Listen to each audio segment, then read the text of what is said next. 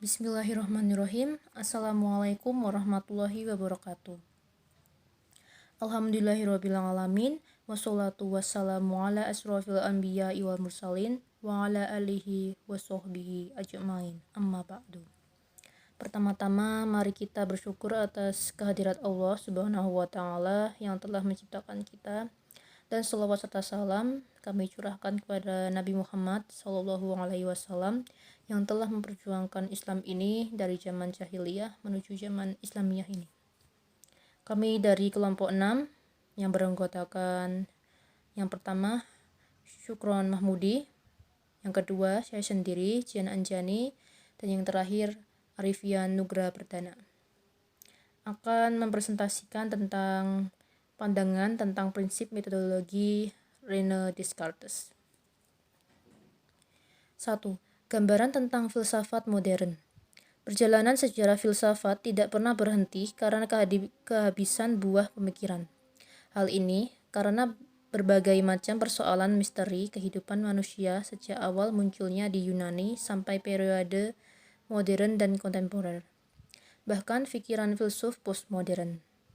Namun, apabila kita bertanya kapan periodisasi itu muncul dan di mana batasnya, maka sangat sulit memberikan jawaban yang memuaskan. Bahkan, para ahli sejarah filsafat masih berdebat tidak kunjung selesai. Menurut Bestern 1990 halaman 2, bahwa lazimnya para ahli membagi sejarah filsafat menjadi 4 periode, yaitu yang pertama, filsafat Yunani dan Romawi di zaman purba yang mulai dengan pemikiran filsafat yang pertama abad ke-6 sebelum Masehi dan berakhir secara definitif pada tahun 529 Masehi ketika Kaisar Yustianus dan Bizantium terdorong oleh kerajaannya untuk agama Kristen menutup semua sekolah filsafat yang dianggapnya kafir di Athena. Yang kedua, filsafat abad pertengahan yang meliputi pemikiran Photius abad ke-6 sampai dengan Nikolaus Cusanus abad ke-15, dengan puncaknya abad ke-13 dan permulaan abad ke-14. Yang ketiga, filsafat modern yang didahului oleh pemikiran tokoh-tokoh Renaissance tetapi menemukan puncaknya dengan filsafat René Descartes tahun 1596 sampai 1650 dan biasanya dianggap tertutup dengan pemikiran Friedrich Nietzsche tahun 1844 sampai 1900. Dan yang terakhir filsafat kontemporer yang meliputi seluruh abad ke-20. Jembatan antara abad pertengahan dan zaman modern disebut zaman Renaissance atau kelahiran kembali. Dalam bahasa Prancis, yang terjemahannya dalam bahasa Italia Rinascimento, dalam zaman Renaissance, periode antara sekitar 1400 sampai 1600, manusia barat seakan-akan lahir kembali dari tidur abad pertengahan. Seluruh kebudayaan barat dibangunkan dari suatu keadaan statis yang berlangsung 1000 tahun. Pertama-tama di Italia, kemudian menjalar ke seluruh Eropa. Ilmu-ilmu, sastra, seni, dan kehidupan sosial tiba-tiba memperlihatkan suatu perkembangan baru. Manusia mulai berpikir baru, antara lain mengenai eksistensi dirinya. Manusia tidak lagi menganggap dirinya sebagai orang berziarah di dunia ini, melainkan sebagai orang yang menciptakan dunianya. Manusia sendiri mulai dianggap sebagai pusat kenyataan. Hal itu terlihat dari indahnya karya-karya seniman zaman Renaissance, seperti Donatello, Botticelli, Michelangelo, Raphael, dan Leonardo da Vinci, serta kelihatan karya gemilang sastrawan Petrarca dan Boccaccio. 2 elemen dalam metode ilmiah diidentifikasikan sebagai berikut. 1. Elemen empiris, menggunakan pengamatan dan percobaan indera. 2. Elemen rasional, menggunakan matematika dan pemikiran deduktif seperti halnya Copernicus dan Galileo, menjelaskan pergerakan benda-benda di langit. Tidak kalah pentingnya, pertentangan teori metode ilmiah yang muncul bergantung pada elemen yang sama, empiris atau rasional. Francis Bacon di Inggris memandang metode ilmiah dan menganggapnya termasuk alam empirisme. Keberhasilan metode kepengamatan dan penelitian melebihi pemikiran, teori, dan sistem. Meskipun demikian, Descartes memandang metode ilmiah dan menganggap termasuk dalam rasionalisme. Keberhasilan matematika, geometri, dan pemikiran menggunakan aksioma dan deduksi.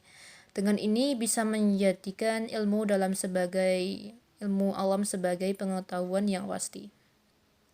Era baru abad 17, ketika semua keyakinan berada pada masa transisi dan metode ilmiah dan penelitian ilmiah yang baru maju dengan pesatnya, merupakan kemuraman senja filsafat skolastik. Filsafat abad pertengahan ini tidak disulai, dan filsafat baru dan memberikan arah baru lebih disenangi. René Descartes adalah filsuf modern pertama dan mengemukakan teori metafisika pertama dalam merespon pandangan ilmiah yang baru mengenai semesta, serta hubungannya dengan pembalikan tuntunan gereja.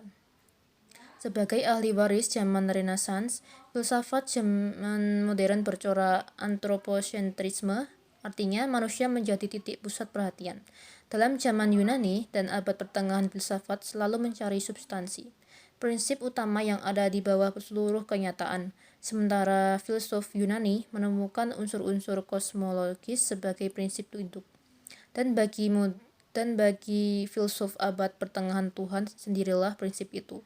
Berbeda dengan abad modern, maka peranan substansi diambil alih oleh manusia sebagai subjek yang terletak di bawah seluruh kenyataan manusia. Yang memikul kenyataan itu bukan sesuatu prinsip di luar manusia, melainkan diri manusia sendiri. Materi yang selanjutnya akan disampaikan oleh Arifian Nugra Pradana. Nomor 2, yaitu konstruksi epistemologi dari René Descartes. Nomor 1, sumber dan hakikat pengetahuan. Sebagai seorang tokoh rasionalisme yang sering disebut-sebut sebagai bapak filsafat modern, Descartes memiliki fondasi dasar ajaran filsafat yang sangat populer dan tidak tergoyahkan, yakni tentang ajaran yang menegaskan bahwa kebenaran tertinggi berada pada akal budi manusia. Menurut Descartes, rasio merupakan sumber pengetahuan. Hanya rasio sajalah yang dapat membawa orang pada kebenaran.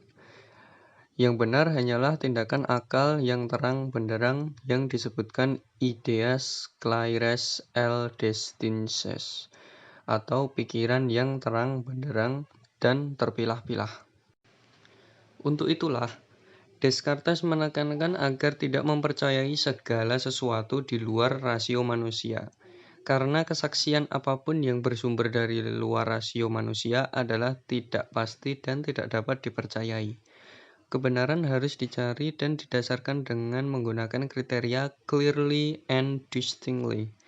Selain itu, ia juga mengemukakan tentang adanya 3 ide-ide bawaan atau innate ideas, yaitu A. Idea pemikiran, atau ide yang memungkinkan diri saya sebagai makhluk yang berpikir atau pemikiran adalah hakikat saya. B. Idea Allah sebagai wujud sempurna. Karena saya mempunyai idea yang sempurna, maka pasti ada sesuatu yang sempurna itu. Wujud yang sempurna itu adalah Allah. C. Idea keluasan, yang memungkinkan saya atau kita mengerti materi atau benda-benda dan objek-objek sebagai keluasan, sebagaimana hal itu dapat dipelajari secara kuantitatif atau ilmu ukur matematika. Nomor 2, metode keraguan René Descartes atau The Method of Cartesian Doubt. Berawal dari keinginan untuk menemukan metode yang ampuh dalam mencari kepastian hakiki suatu pengetahuan dan memastikan bahwa sesuatu yang ada itu benar-benar ada dan bukan hanya khayalan semata, Descartes membangun suatu fondasi dasar yang ia sebut sebagai metode keraguan. Suatu metode yang dia awali dengan upaya menyasingkan segala sesuatu. Sebagaimana yang ditulis oleh Shahban Rashidi, Cartesian method starts from doubting everything, de omnibus dubitandum. Thinking is but to doubt everything. On the principle of human knowledge, Descartes asserted first that in order to seek the truth, it is necessary once in the course of our life to doubt, as far as possible, of all things. Second, that we ought also consider as false all that is doubtful. Keraguan Descartes tampaknya bisa dipahami, karena bisa saja ada sesuatu atau oleh Descartes disebut dengan si jenius atau setan jahat, yang bisa menipu atau memalsu penalaran, sehingga sesuatu yang salah akan tampak sebagai kebenaran. Descartes mengalami kesulitan untuk membuktikan dan mengetahui adanya dunia luar dengan bertolak dari gagasan cogito ergo sum-nya. Dan untuk membuktikan bahwa ia tidak tertipu dengan adanya dunia luar, maka ia bertolak dari adanya eksistensi Tuhan yang menjamin. Karena menurutnya hanya Tuhan yang dapat menjamin bahwa yang pertama, ide-ide kita yang jelas dan terpilah memang benar, dan kita tidak tertipu oleh setan jahat. Descartes menggunakan argumen ontologis tentang adanya Tuhan dari Anselmus sebagai dasar metodenya. Allah sebagai penyebab ide yang sempurna dalam pemikiran kita. Begitu Descartes membuktikan adanya eksistensi Tuhan, maka Descartes merasa memiliki dasar untuk mengakui adanya tubuh kita yang berbeda dari rasio, bahwa ide kita mengenai dunia luar adalah benar. Tidak peduli betapapun asam keraguan menggerogoti, keraguan ini tidak dapat menelan habis dasar dari keberadaannya sendiri, yaitu eksistensi dari orang yang meragukan. Descartes menempatkan peran rasio, intuisi, dan penalaran deduktif dalam mencapai yang pasti. Descartes mengajukan beberapa prinsip metodologi yang dapat menjadi landasan dalam berpikir. A. Tidak menerima apapun sebagai hal yang benar, kecuali kalau diyakini sendiri bahwa itu memang benar. B. Memilah-milah masalah menjadi bagian-bagian terkecil untuk mempermudah penyelesaian. C. Berpikir runtut dengan mulai dari hal yang sederhana, sedikit demi sedikit untuk sampai ke hal yang paling rumit. D. Perincian yang lengkap dan pemeriksaan menyeluruh diperlukan, supaya tidak ada yang terlupakan. Baik, nomor 3, teori kebenaran pengetahuan. Teori kebenaran pengetahuan yang dianut oleh Descartes dan para kaum rasionalis adalah teori konsistensi atau koherensi, atau biasa disebut the consistence theory of the truth, the accordance theory of the truth. Teori konsistensi atau koherensi adalah suatu proposisi atau makna pernyataan dari suatu pengetahuan bernilai benar bila proposisi itu mempunyai hubungan dengan ide-ide dari proposisi yang terdahulu bernilai benar. Sebagai contoh, kita sebagai bangsa Indonesia pasti memiliki pengetahuan bahwa Indonesia diproklamasikan kemerdekaannya pada tanggal 17 Agustus tahun 1945, bertepatan dengan hari Jumat tanggal 17 Ramadan. Jika seseorang hendak membuktikannya, tidak dapat langsung melalui kenyataan dalam objektifannya, karena kenyataan hal tersebut telah berlangsung 65 tahun yang lalu. Untuk membuktikannya, maka harus melalui ungkapan-ungkapan tentang fakta itu, yaitu melalui sejarah atau dapat diafirmasikan kepada orang-orang yang mengalami dan mengetahui kejadian itu. Dengan demikian, kebenaran dari pengetahuan itu dapat diuji melalui kejadian-kejadian sejarah, atau juga pembuktian proposisi itu melalui hubungan logis, jika pernyataan yang hendak dibuktikan kebenarannya berkaitan dengan pernyataan-pernyataan logis atau matematis. Nomor 4. Problematika subjektivisme dan solusi yang ditempuh Descartes. Kendatipun penemuan Descartes tentang cogito memberikan suatu kepastian yang kokoh, namun hal tersebut justru memiskinkan kadar kepastian ini, sebab subjek yang dinyatakan Descartes di dalam cogito adalah subjek yang benar-benar privat dan terisolasi. Pada tahap ini, Ia merasa pasti mengenai eksistensi dirinya sendiri saja. Sebagai pengadap berpikir, tidak lebih dan tak ada yang lain. Namun, di sini yang muncul adalah persoalan subjektivisme. Hal ini sangat esensial karena membawa kita pada pernyataan, jika semua dari kesadaran saya pada awalnya mempunyai nilai eksklusif dari suatu keadaan subjektif, dari jiwa individual saya sendiri, atau peristiwa subjektif murni. Bagaimana saya pernah tahu tentang kodrat sesuatu yang lain dari diri saya?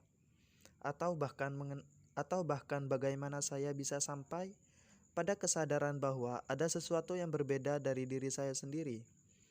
Untuk menjawab pertanyaan tentang bagaimana saya mengatasi keraguan mengenai eksistensi real dari benda-benda material di luar saya dan lepas dari saya, Descartes menempuh dua jalan, kodrat dari pengada sempurna dan kodrat dari pengalaman indrawi saya.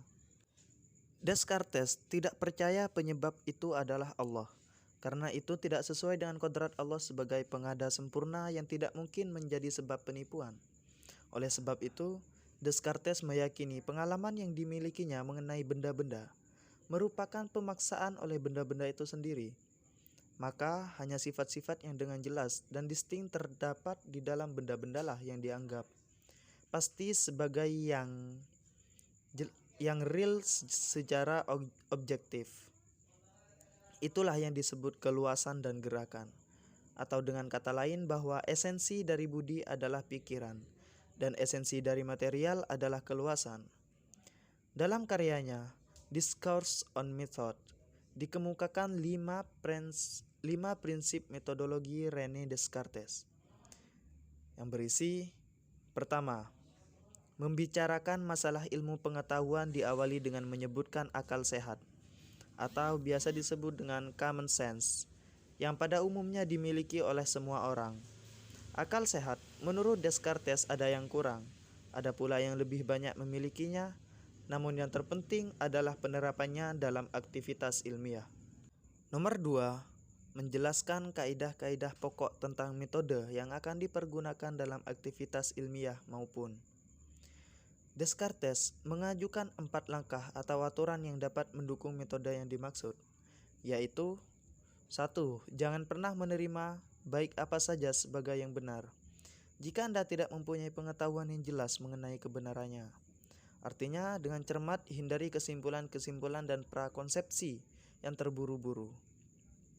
Nomor 2, pecahkanlah setiap kesulitan Anda menjadi sebanyak mungkin bagian dan sebanyak yang dapat dilakukan untuk mempermudah penyelesaiannya secara lebih baik.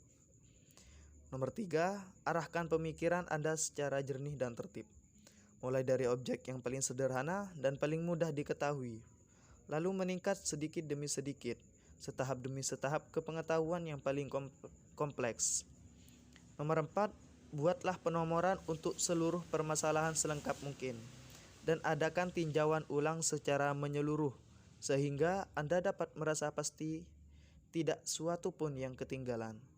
Dan yang terakhir, nomor 5, langkah yang digambarkan Descartes ini menggambarkan suatu sikap skeptis metodis dalam memperoleh kebenaran yang pasti.